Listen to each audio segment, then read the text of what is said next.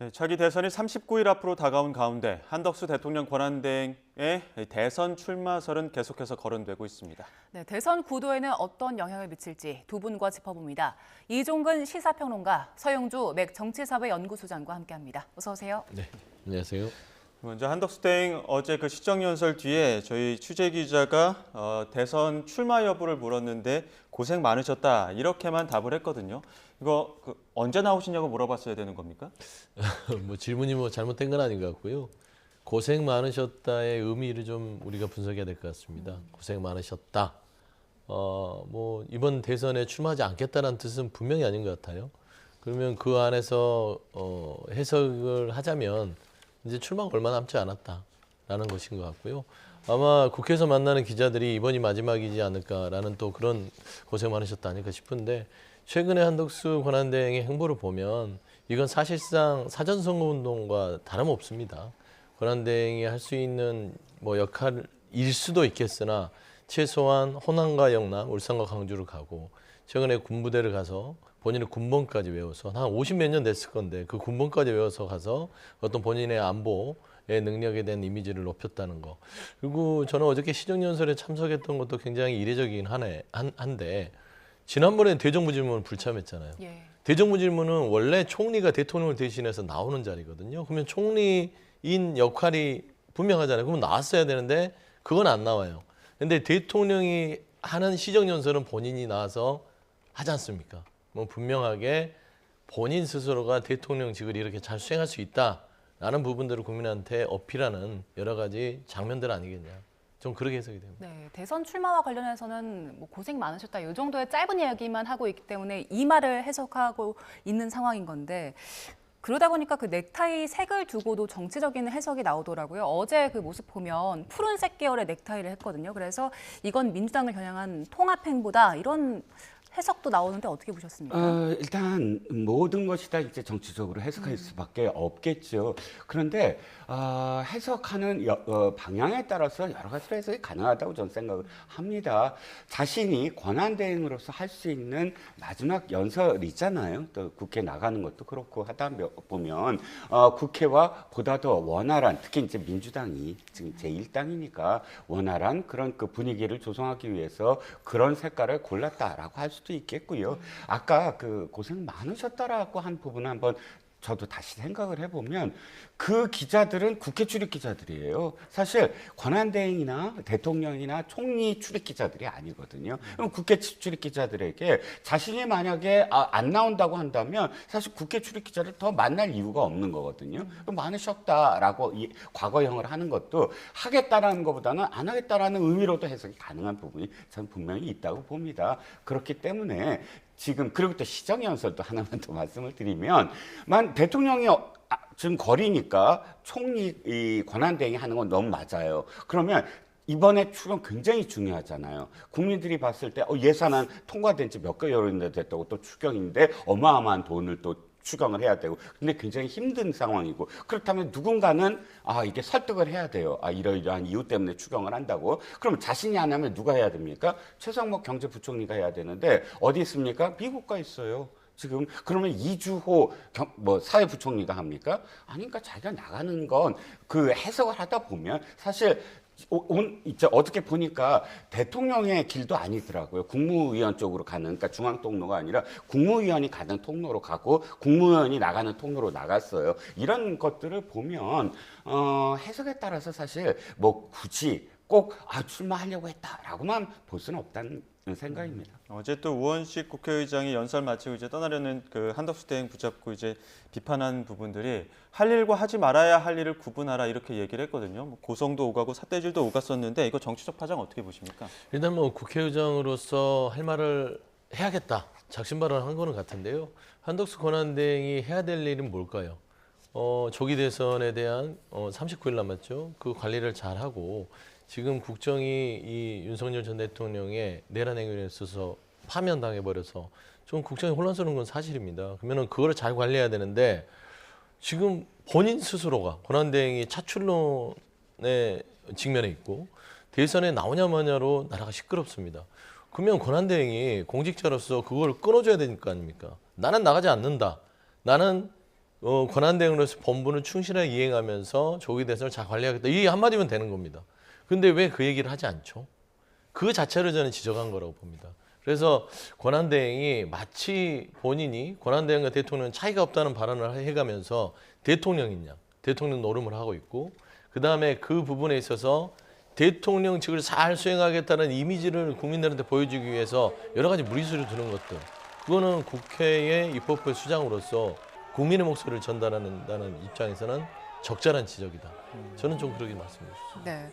한덕수 대행 당사자는 대선 출마와 관련해서 아무 말 하지 않고 있는데 정치권에서는 뭐 4월 말 5월 초쯤에 대선 출마 선언을 할 것이다 이런 이야기를 나오고 있더라고요. 이게 실체가 있는 얘기입니까? 글쎄요, 저는 뭐 방송에서 일관되게 적절하지 않다라는 그런 말씀을 계속 드리는 입장에서는 5월 초라고 이야기하는 건 지금 대선의 일정 때문에 예. 역산해서 하는 이야기라고 봅니다. 어차피 지금 공직자가 그 대통령 선거에 나오려면 선거일로부터 한 달 전에 그만둬야 되니까 5월 3일까지는 그만둬야 되거든요. 9월 3일이니까 5월 4일 전이니까. 그러면 그 전까지는 해야 되는데 그러면 역산해서 어느 시점이 적절할까? 이걸 따져보니까 사실 5월 3일은 며칠 남지도 않았어요.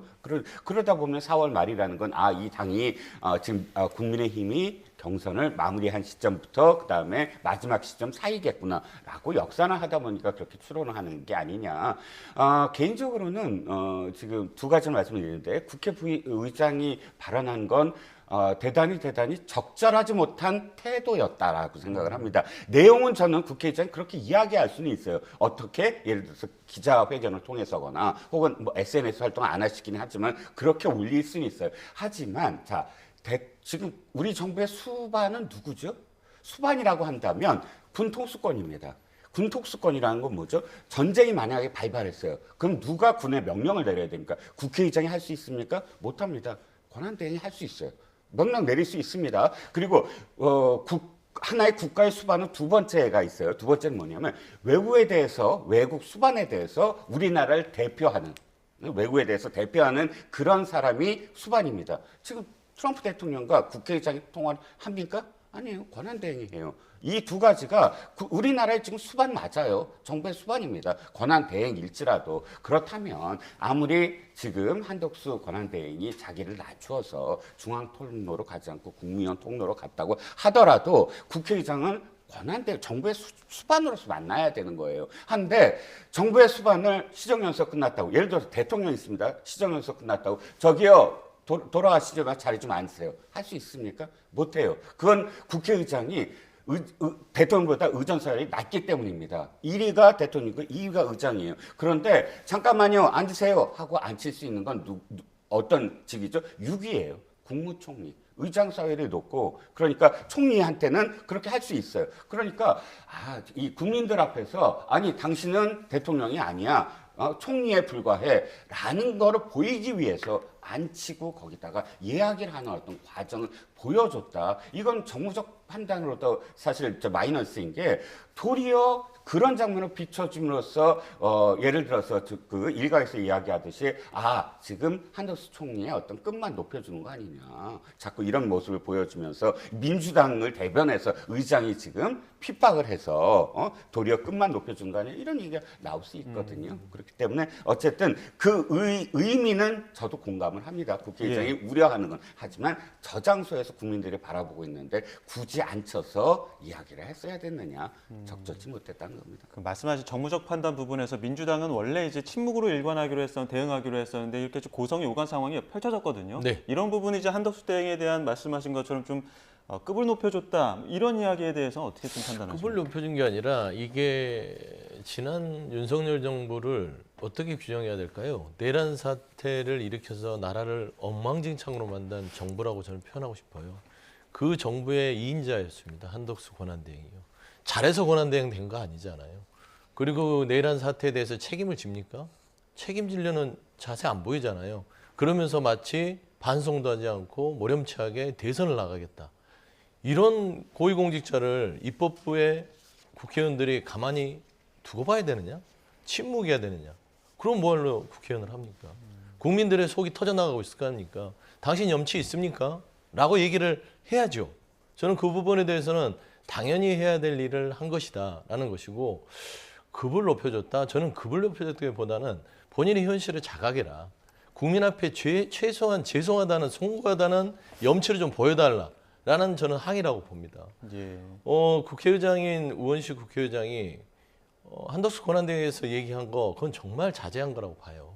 해야 될 일과 할 일을, 하지 말아야 될 일을 구분해라 라는 것인데, 한덕수 권한대행 어땠습니까?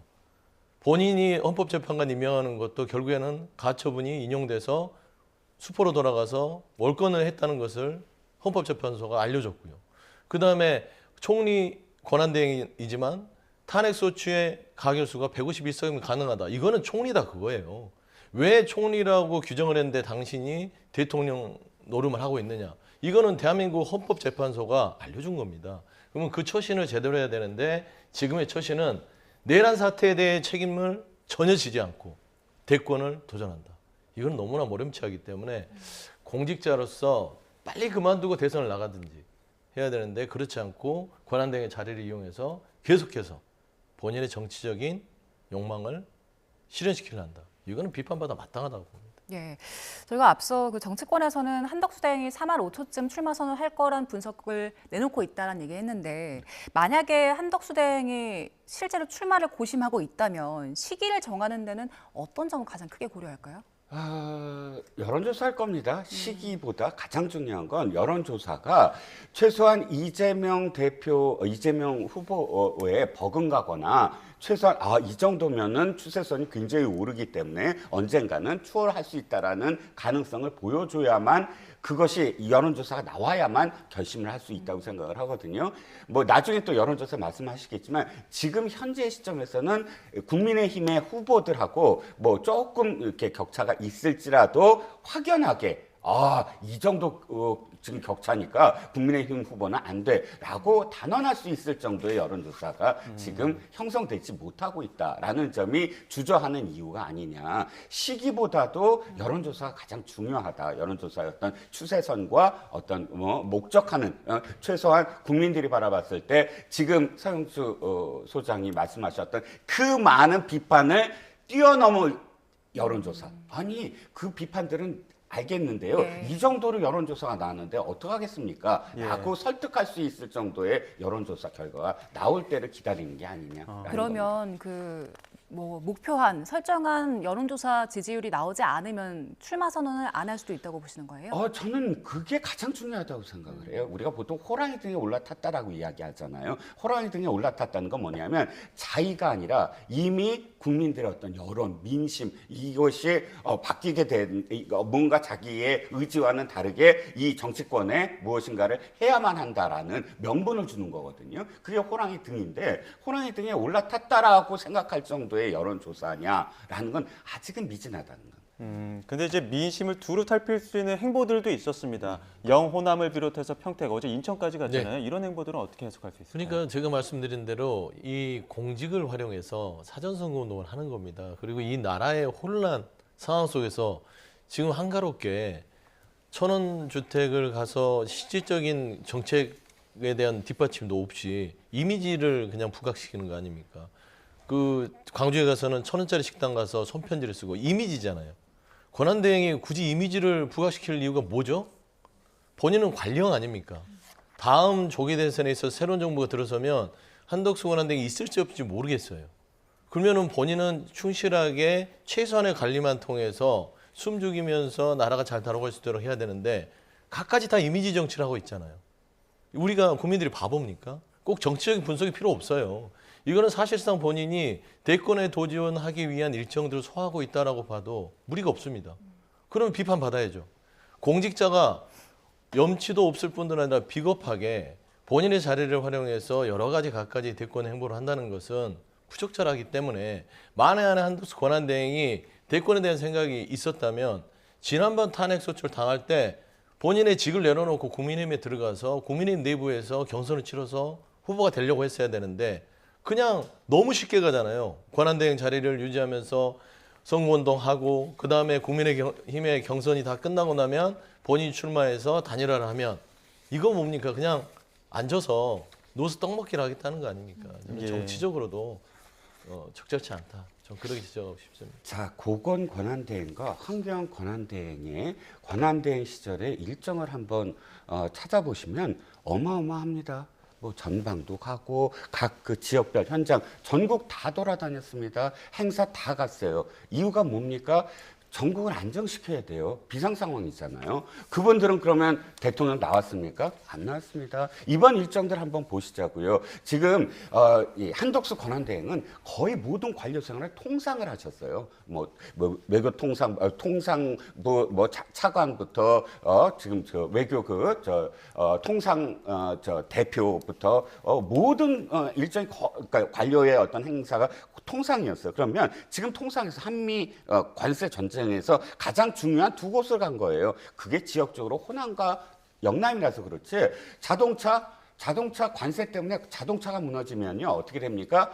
반도체보다 더 위험해져요. 어느 점에서 일자리가 완전히 무너집니다. 반도체보다 어마어마한 인력이 들어가는 부분이고요. 조선, 한미 간에 우리 쪽 레버리지가 조선입니다. 그러면 조선과 자동차 관계 문제냐? 그리고 또 한미 연합사 찾아간 것도 뭐 더 정치적으로 해석하는데 고건 권한대행과 환경 권한대행 한미 연합사 찾아갔습니다. 그러니까 지금 이쪽은 대답을 모호하게 하고 그분들은 안 하겠다라는 시각으로 대답을 모호하기 때문에 이 모든 결정이 전부 다 정치로 읽히는 것이지 권한대행이 해야 되는 어떤 역할은 전국의 어떤 그 국민들에게 비상 상황을 견디게 하고 그다음에 안정적으로 국가가 돌아간다는 걸 보여주는 게 바로 현장 방문이거든요. 그래서 서영수 소장께서 지적하는 모르는 바는 아니고 또 일정 부분 저도 적절치 아니한 그러니까 계속 이걸 미루는 것 갑으로 부르는 것 적절치 아니하다라는 건 동의하는데 하나 그 현장 방문 행사까지 폄훼할 이유는 없다. 폄훼가 아니라 논리적 귀결이 좀 그거는 맞지 않아요. 예를 들어서 현장을 가고 일정을 소화하는 것을 폄훼하는 게 아니라 고건 권한대행과 그 환경 권한대행은 출마설에 대해서 이런저런 본인은 불출마하겠다고 선언을 하면서 일정을 했던 겁니다. 그런데 한덕수 권한대행은 이 이야기가 차출론과 대선에 출마하는 이야기를 거의 한 달 내내 가고 있음에도 불구하고 본인이 대선 출마를 안 하겠다는 얘기를 안 하잖아요. 그러니까 일정이 같다 하더라도 본인이 이 일정을 대선을 출마하는데 이용하지 않겠다는 의사표명을 하고 하면 비판을 받을 필요가 없어요. 근데 지금 한덕수 권한대행은 어제까지도 그냥 고생 많으셨습니다로 일단락을 했기 때문에 비판을 받을 수밖에 없죠. 예. 그러지 않겠습니까? 지금 국민의힘 주자들 사실 굉장히 바쁘게 경선 이어가고 있는데 그런 상황에서도 한덕수 대행의 존재감만 좀 부각되고 있는 상황인 것 같습니다. 그런데 어제 그리고 오늘 1대1 토론이 진행되고 있는데 여기에서 윤 전 대통령 탄핵 책임을 두고 설전이 이어졌습니다. 준비한 목소리 듣고 오겠습니다. 우리 아버지가 불법 계엄을 해도 저는 막았을 겁니다. 그래야 한다고 생각합니다. 우리 한동훈 후보께서 대통령을 탄핵하고 내란이다고 이렇게 단정하고 이런 것이야말로 이재명과 다를 게 뭐 있느냐. 저는 오히려 지금 이재명 대표의 확정된 전과 숫자보다 오히려 김 후보님의 숫자가 더 많지 않습니까? 법무부 장관까지 하신 분이 코로나 방역 수칙 위반해가지고 벌금 조금 낸 거 이런 걸 가지고 두 건 다 우연찮게도 다 전광훈 목사님하고 관련된 것들이었습니다. 아까 전광훈 목사님 잘 모르신다고 하지 않았어요? 관계 없다고 하지 않았어요? 지금 잘 안 만난다는 모른다는 이야기를 한 적이 없습니다. 뭐 지금 대통령하고 이렇게 하는 건가? 저 사람은 사람이냐, 이 사람의 도리, 인간의 기본 이런 부분에 대해서 굉장히 우리는 다시 생각을 해가지고 우리 대통령과의 관계가 어쩌니까 사람이 아니다? 글쎄요, 이건 실망스럽고 많은 국민들이 볼 때 우리 당을 어떻게 보실지 모르겠어요. 네, 어제 전과자다, 배신자다 이런 논란 오갔는데 어제 토론회는 어떻게 보셨습니까?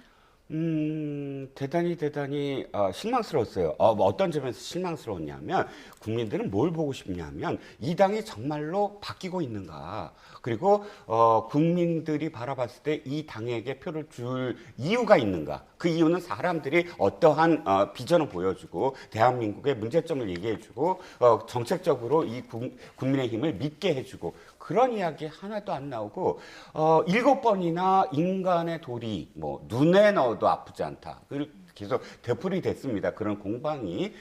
저는 이제 특히나 김문수 후보에게 좀 실망스러웠어요. 이를테면 정치는 뭐냐면 공과 사를 구분하는 데서부터 출발합니다. 이를테면 어떤 사람을 예를 들어서 어떤 자리에 임명한다 한다면 그게 사적인 관계가 아니라 공적인 관계여야 돼요. 그렇지 않습니까? 네. 눈에 넣어도 아프지 않기 때문에 임명한 것이 아니라 그런 사적인 관계 아니라 굉장히 일을 잘하고 결과를 낼 사람을 임명하는 거예요. 그래서 윤 대통령이 지금까지 한덕수 후보를 뭐 검찰 시절부터 굉장히 한동훈 후보를 검찰 시절부터 아꼈다는 건 아니 굉장히 술도 잘 먹고 나한테 아부도 잘하고 충성해서가 아니라 일을 너무나 잘했기 때문이다. 이거는 정평이 나 있었어요. 윤석열 검찰총장보다 윗기수인 이인규 중수부장부터 한덕수라는 한동훈. 죄송합니다. 네. 한동훈 검사는 진짜 일을 잘해. 눈에 넣어도 안 아파. 이런 말을 했었어요. 그러니까 일을 잘하기 때문에 그런 이야기가 나오는 겁니다. 그렇다면 지금까지 예를 들어서 탄핵을 하는데 또는 계엄에 대한 어떤 해제 요구하는데 그렇게 지금까지 그런 사적인 관계였기 때문에 계엄을 그러니까 계엄의 해제를 찬성하지 말아야 한다라는 논리는 정치적인 그리고 국민을 생각하고 국가의 어떤 미래를 생각하는 그런 직위에 우선해야 될 건 사적인 관계다. 나를 밀어주고 끌어준 사람에 대해서 먼저 생각하라. 김문수 지금 후보는 그걸 주장하고 있는 것이거든요. 예. 지금 이 정부가 3년밖에 안 된 건 바로 윤 대통령이 너무나 사적인 그런 인사라든지 또는 사적인 관계를 공적으로 끊어내지 못하는 그런 것 때문에 지금의 어떤 결과가 나왔다고 한다면 김문수 지사의 저 표현은 대단히 부적절했다고 생각합니다. 차 소장님 어떻게 보세요? 네, 일단 좀 국민의힘이 안타까운 것들이 여전히 내란 우두머리 혐의로 재판을 받고 있는 피고인 윤석열의 늪에서 벗어나지 못하고 있구나. 국가 비전에 대한 어떤 제시들이 없잖아요. 여전히 탄핵이 맞았냐, 틀렸냐. 저는 어제 전체적인 내용을 들으면서 내용은 들을 게 없구나. 여전히 내란에 대해서 책임을 지고 파면당한 윤석열 대통령에 대한 책임 공방을 하고 있으면 국민의힘이 그다음 이 나라에 대한 국정을 바뀔 수 있을까요? 한심하잖아요. 그다음에 두 번째, 개인을 평가하자면 김문수 후보는 이런 분이 공직을 맡았기 때문에 윤석열 정부가 이렇게 실패했구나. 공직 자격이 없는 분이에요. 공사 구분이 안 되잖아요. 그러면 본인을 고용노동부 장관을 임명해준 눈에 넣어도 아플지 안 아플지 모르지만 해준 윤석열 전 대통령이 불법을 저지르고 해더라도 눈을 감아줘야 되는 겁니까? 보호를 해야 됩니까? 그게 공직입니까? 그러면 이분은 어제부로 공직을 그렇게 판단한다면 대선 후보 자격이 없는 거죠. 스스로 고백해버렸어요. 그 다음에 준법 정신도 제로입니다. 아니 코로나19에 대해서 어떤 법을 위반해서 어제 대법원에 250만 원 벌금이 확정됐는데 그게 대수롭지 않습니까? 250만 원 내면 그게 불법이나 유법이 아닙니까? 공직자가 그 정도의 마인드를 갖고 있는 사람이다. 그러면 공직 자격도 없는 사람이고 준법 정신도 없으면 대선 후보가 될 수 있겠느냐? 저는 어제부로 김문수 후보는 탈락이다. 탈락을 해야 맞는 기준이지 않을까. 다만 국민의힘 지지층들이 어떤 선택을 할지에 대해서는 자율에 맡겨놔야겠죠. 예, 오늘 오후에 이제 두 번째 또 1대1 마스 토론이 진행될 예정입니다. 오늘은 한동훈 대 홍준표 그리고 홍준표 대 한동훈 이렇게 두 번 토론이 있을 예정인데 관전 포인트 어떤 게 있을까요? 홍준표, 한동훈, 홍준표 연달아 있습니다. 1시간, 1시간 반. 네. 근데 이번에 재미있는 게 주도권 토론이라고 해서 지명을 하면 지명한 사람이 1시간 반을 다 주도를 하게 돼 있더라고요. 그러니까 어저께 한동훈 후보가 조금 불리했습니다. 왜냐하면 김문수 후보가 한동훈 후보를 지명했기 때문에 주도권은 김문수 후보가 다 쥐는 형국이었어요. 그러니까 좀 많이 불만을 표시도 했는데 이번에는 한 번씩 번갈아 갑니다. 그리고 마침내 이제 지금 홍준표 후보가 굉장히 지금 조심하고 있거든요. 그러니까 그 이전에 센 캐릭터에서 부드러운 캐릭터 그리고 선배로서의 캐릭터 그런데 오늘은 안 그럴 겁니다. 오늘은 아마도 제대로 한동훈 후보와 지금 김문수 후보의 어떤 그런 계엄 문제를 한 차원 더 파고들 거예요. 그 순간순간에 모든 부분들을 다 일일이 초 단위로 아마 공격을 할 겁니다. 그럼 한동훈 후보가 이것을 어떻게 맞받아치면서 홍준표 후보의 지금까지의 말 바꿈들, 입장 바꿈 이런 것들을 지적하는 게 아마 포인트가 아닐까 싶습니다. 네, 홍준표 후보가 어제 그 인터뷰에서 설렁설렁 하려고 했는데 야무지게 해야겠다라는 얘기를 하더라고요. 어떤 점 가장 공략을 할까요? 일단 홍준표, 한동훈. 이제 제가 이제 국민의힘의 경선에 2포인트를 2H라고 얘기를 합니다. 바깥에는 1H 한덕수, 안에서는 2H 홍준표, 한동훈인데 공교롭게도 오늘 아예 두 분이 다 경선 토론을 이제 다 장악했습니다. 주거니 받거니 할 텐데 사실상 홍준표 후보의 공격 포인트가 한동훈 후보에 대해서 별로 없을 것 같아요. 뭐 검사 출신, 본인도 검사 출신이잖아요. 그리고 지난번에 너무 큰 실수를 해놨어요. 뭐 키높이, 네. 보정속옷, 뭐 이런 뭐 생머리 이런 얘기를 해놨기 때문에 뭔가 어떤 신상에 대한 공격을 들어가는 것은 어려울 것 같고, 다만 한동훈 후보가 갖고 있던 뭐 공천 관련된 얘기나 아니면 김건희 씨와의 관계 이렇게 들어가려고 해도 별로 본인 스스로를 홍준표 후보가 돌아볼 때는 공격 포인트가 없다. 그랬을 때는 이제 정책이라든지 정치의 업력 부분에 있어서 한참 후배고 나는 대선배고 어떤 그런 구도로 만들어갈 가능성이 있고요. 한동훈 후보는 계속해서 홍준표 후보에게 그 얘기를 할 겁니다. 윤석열 전 대통령에 대한 탄핵에 대한 입장 정확하게 해라. 국민이 먼저냐 윤석열 전 대통령이 먼저냐 이런 부분들. 왜 계엄은 반대했는데 탄핵은 아니 계엄은 계엄에 대해서는 지적을 했는데 탄핵에 대해서는 안 된다고 하느냐. 홍준표 후보의 애매모호한 이런 부분들에 대해서 집요하게 좀 뭐 물고 늘어질 텐데 어제처럼은 좀 붙진 않을 것 같아요. 예. 오늘 한번 지켜봐야 될 것 같고요. 자, 이런 가운데 국민의힘 윤희숙 여의도 연구원장이 어제 그 정강정책 연설자 처음으로 나서서 국민의힘 지금 깊이 뉘우치고 있다. 권력에 줄 서는 정치가 결국 계엄을 낳았다. 이렇게 이야기를 했거든요. 이 부분에 대해서는 어떻게 좀 해석해 볼 수 있을까요? 윤희숙 여의도 연구원장이 어저께 한 연설이 사실 국민의힘이 진작에 냈어야 될 그런 내용이라고 봅니다. 일단 국민의힘이 책임을 져야 되고요. 왜냐하면 예. 헌재가 이미 결정을 하지 않았습니까? 그러면 그 전에는 못하더라도 헌재 어떤 결정을 봐야 되니까 결정 이후에는 이게 당연히 나왔어야 됐다라고 생각을 합니다. 기본적으로 민주당이나 혹은 여론이 지적하는 부분이 다 들어가 있어요. 뭐 그리고 특히 최근에 윤 전 대통령의 태도까지 지적을 했습니다. 이기고 돌아왔다 하는데 뭐가 이긴 거냐라는 지적까지 정확하게 들어가 있는데 아쉬운 건 여전히 당 지도부의 태도가 어정쩡 엉거주춤 이거라는 거예요. 예를 들자면 이게 저기 TV 연설이잖아요. 예. 그 선거 과정에서 예. 여의도 연구원장이 직접 나가서 했다 그러면 이건 당이 한 거예요. 그렇잖아요. 예. 그런데 이 내용을 갖고 저 기자들이 물어보니까 사전에 상의가 없었다라고 거리를 둬요. 그러면 책임을 그렇다고 해서 지도부가 책임이 없습니까? 당연히 책임이 있는 거죠. 그러면 아니 당연히 그리고 두 가지 중에 한 가지예요. 사전에 상의가 있었어야만 하고 지도부가 그걸 책임을 져야 되니까. 그러면 책임지지 못할 그런 과정을 겪은 거고 아니면 일단 나갔다면 그건 책임을 져줘야 되고 상의가 있든 없든 책임을 져줘야 되고 두 가지 다 하지 않은 상황이니까 지금까지 보여준 태도랑 똑같다는 거예요. 그 대통령의 헌재 그 심리 과정에서도 마치 지도부는 거리가 없어 그러고도 두 사람이 함께 가서 대통령을 만나고 이런 식의 엉거주춤한 어떤 태도는 이제 끝내야 된다라고 생각을 합니다. 예. 이렇게 당 지도부와 사전 상의가 없었는데 그 진행 연설은 그대로 방송이 됐잖아요. 네. 그걸 두고 이건 이제 국민의힘 지도부도 어느 정도 윤 전 대통령과는 거리두기를 하려는 것이다 이런 분석이 있던데 그러면 지도부가 대선 과정에서 직접 목소리를 낼 수도 있다고 보십니까? 저는 이게 본선에 들어가면 바로 얼굴을 바꾸고 뭐 국민들한테 누구죠? 윤희숙 예. 윤희숙 연구원장이 얘기했듯이 국민들에게 사과를 할 겁니다. 근데 때는 늦어도 한참 늦는 거죠. 국민들이 당신들이 그동안 12월 3일 이후에 보여왔던 태도를 그리고 행동을 우리는 잊을 수 없어.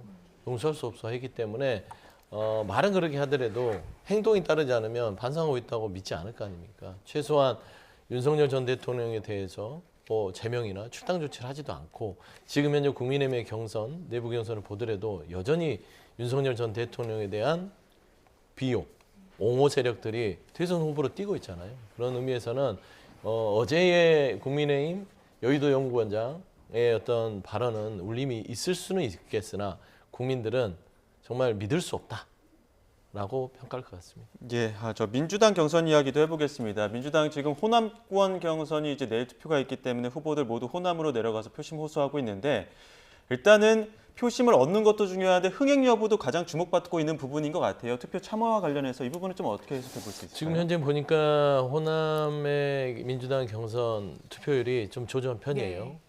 그게 이제 호남 민심을 좀 읽을 수 있는 포인트는 같습니다. 그래서 호남 민심 자체가 그동안 민주당의 정치 행보라든지 최근에 이제 벌어지고 있는 호남을 대하는 홀대, 정치적 홀대와 어떤 정책적 홀대 부분들이 좀 뿌리 깊게 자리하고 있는 게 아닌가라는 좀 생각은 들어요.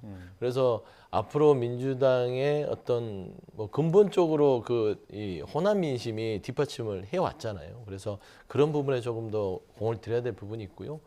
9대명 얘기를 자꾸 하는데 영남에서 90%대는 굉장히 이례적인 겁니다. 경이로운 수치이기 때문에 이게 이재명 대표에게 계속될 리는 없을 것 같고 호남은 조금 더 전략적인 선택을 하는 지역이기 때문에 한 80%대 정도로 다시 조정을 하면서 결국에는 당내에서의 어떤 좀 냉정한 어떤 뭐 응원이라고 해야 될까요?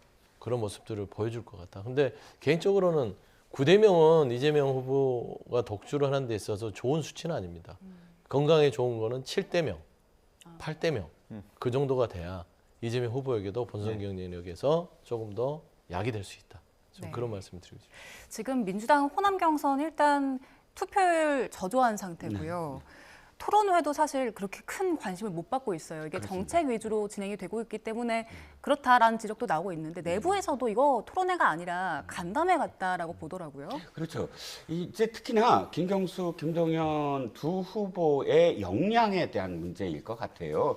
비방을 하라는 것이 아니라 경쟁을 하라는 것이거든요. 그러니까 없는 사실을 일부러 만들어서 의혹을 제기하는 건 마타도나 흑색선전이지만 그러나 상대 후보의 정책이 잘못됐거나 혹은 상대 후보의 정책에 일관성이 없거나 이런 것을 지적하는 건 어떤 의미에서는 좋은 의미의 네거티브거든요. 네거티브를 무조건 하지 말라는 건 아니에요. 예를 들어서 나를 뽑아달라라고 이야기하는 것도 있지만 상대를 뽑으면 안 된다라는 것도 충분히 선거 과정에서 있어야 되는 부분인데 이 두 후보가 내놓는 그런 지금 과정들을 보면 적극적으로 자신의 어떤 비전을 이야기하면서 상대 후보의 문제점을 이야기하는 것이 완전히 사라져 버렸어요. 둘 다. 그리고 임팩트도 없고 특히 김경수 후보에 대한 어떤 실망감이 전 굉장히 크거든요. 독일까지 가서 계속 새로운 정치를 연구하고 공부하겠다라는 사람이 돌아와서 옛날에 노무현 대통령이 얘기했던 것만 되풀이하는 지역 분권이라든지 이런 부분들 신선하지도 않고 새롭지도 않고 비전도 없고 또 중요한 건 김경수 후보나 김정은 지사는 사실 이 당의 본류는 아니에요.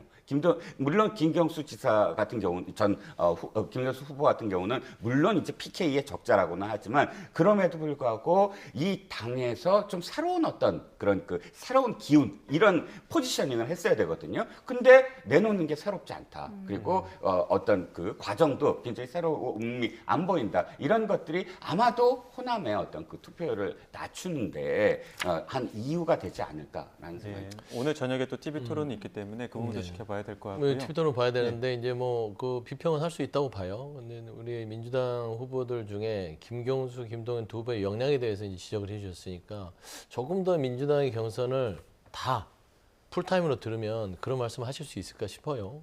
김경수 후보 같은 경우에는 세종시 행정수도 이전 부분에 있어서 화두를 던졌고요. 새로운 정부가 들어서면 세종시 행정수도 이전 이거는 국가 발전에 있어서는 어마어마한 변혁입니다. 수도가 서울에서 세종으로 변한다면 국토 전체의 균형이 다 변하는 거예요. 이게 실현 가능할 수 있다는 것은 노무현 전 대통령이 2002년도 거의 오래 20년 전에 했던 얘기를 다시 가져와서 이걸 실현시킬 수 있는 비전으로 제시했던 거는 저 역량 측면에서 그게 비판받을 일인가. 그다음에 메가시티 전도사라고 지금 김경수 후보가 하고 다니고 다른 후보들도 메가시티를 해야 된다. 국민의힘의 한동훈 후보나 홍준표 후보도 메가시티를 해야 된다. 지금 이런 상황이에요. 그러면 뭐 싸우고 뭔가 지적하고 뭐 냉철하게 비판해서 상대 후보는 뽑으면 안 된다고 지적하는 것들은 그거는 나중에 팽팽하게 붙었을 때 하는 것이고 선거라는 거는 구도, 인물, 정책입니다. 이미 구도가 판이 짜여지면 인물론으로 할 수 있는 부분과 정책면으로 뒤집을 수 있는 것들이 쉽지 않아요.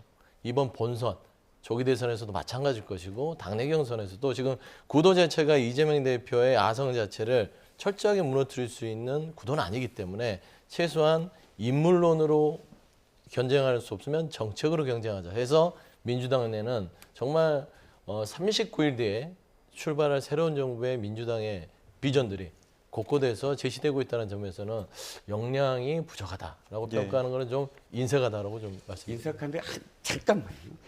전 소소장이 제 얘기를 받아서 기대했어요. 뭐 다른 말씀을 하시나. 근데 행정수도 말씀을 하시더라고요. 바로 그 행정수도가 나는 너무 낯익다는 거예요. 그 행정수도 그럼 김경수 후보 혼자만 얘기했습니까? 세 후보 다 얘기를 했어요. 특히 제가 보기엔 김동연 후보가 훨씬 더 구체적으로 그 행정수도를 이야기하더라고요. 그러면 김경수 후보가 자기만의 어떤 행정수도냐? 그렇게 안 느껴져요. 메가시티도 한 말씀만 더 드리죠. 산업은행 이전 있지 않습니까? 부산 이전. 그건 메가시티에서 부울경의 가장 중요한, 그러니까 우리나라의 맨해튼, 금융 허브 도시를 만들겠다라는 그 부분인데 그거 민주당이 지금까지 계속 거부를 하고 또 김경수 지사도 거기에 대해서 적극적이지 않아요. 아니 그게 팩트가 틀린 구체적이지 거예요. 않죠. 근데 팩트가 틀린 얘기를 하시니까 지적할 수밖에 없는 게 김경수 후보 자체는 세종에서 출마 선언했어요. 김동연 지사 어디서 했죠? 이재명 후보 어디서 했습니까? 그렇기 때문에 정책의 이니셔티브는 김경수 후보가 세종 행정수도를 견인했다라고 얘기하는 게 팩트다라는 것이고요. 두 번째, 산업은행 부산 이전 부분은 하나의 이전에 대한 공공기관의 부분과 금융 허브도시 부분도 있지만 메가시티는 그 하나의 이전을 가지고 이루는 게 아니라 5대 권역을 통해서 국토 발전을 균형 있게 하자라는 구상이기 때문에 이거는 다른 후보들이 김경수 후보의 어떤 그 아젠다를 따라가는 견인당하는 역할이기 때문에 역량의 평가들을 수치적으로는 비판할 수 있으나 역량을 들여다 잘 봐야만 그 역량의 비판의 어떤 기준점이 되지 않을까 저는 그 얘기를 드리는 것입니다. 예, 좀 어차피 또 오늘 또 저녁에 토론도 있고 그 토론을 통해서 정책이 또 수정 보완되는 부분들이 있기 때문에 경선 과정은 또 조금 더 지켜봐야 될 것 같습니다. 지금까지 이종근 시사평론가, 서영주 맥정치사회연구소장 두 분과 함께했습니다. 고맙습니다. 고맙습니다.